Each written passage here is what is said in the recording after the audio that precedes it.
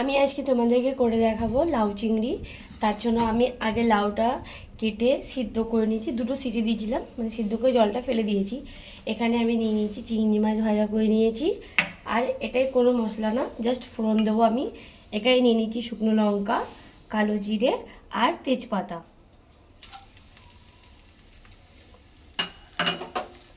ফোড়নটাকে ভালো করে ভেজে নেবো।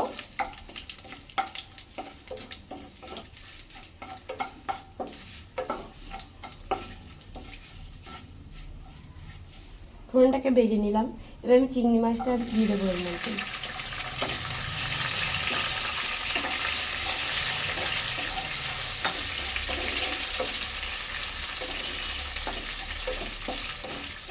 লাল লাল করে আরেকটু ভেজে নিলাম। এখানে লাউটা যে সিদ্ধ করে রেখেছি সেটা আমি এখন দিয়ে দেবো।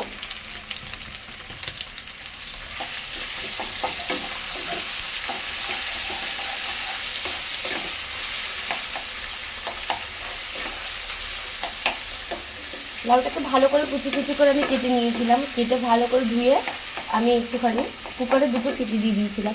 এতে আমি দিয়ে দেবো পরিমাণ মতো নুন,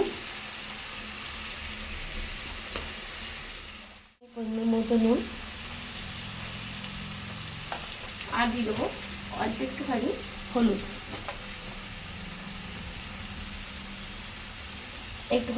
দিয়ে দেবো।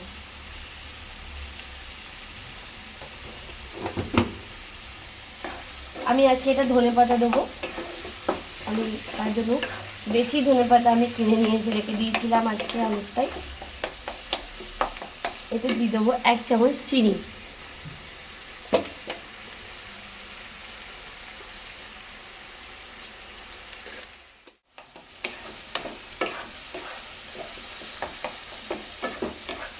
লাউ চিংড়িটা আমরা সবাই ভালোবাসি, আর আমাদের লাউ খাওয়া প্রচুর দরকার। আমার মোটামুটি কিছুটা হয়ে গেছে। এর মধ্যে আমি এবার দিয়ে দেবো, এখানে আমি ধনেপাতা কুচিয়ে নিয়েছি, ধনেপাতাটা দিয়ে দেবো।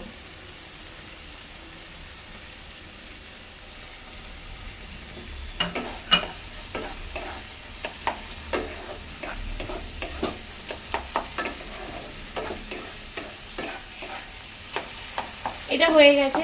আমি এটাকে 2 মিনিটের জন্য আঁচটা একটু কম করে ঢেকে দেবো, তাহলেই হয়ে গেল।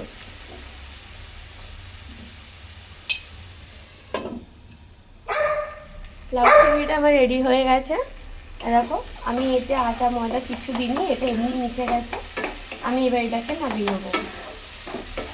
এটা আমি ধনেপাতা দিয়ে দিয়েছি, সব কিছু গলে গেছে। এটা আমার রেডি। আজকে লাউ চিংড়ি শর্টকাট তাড়াতাড়ি রান্না।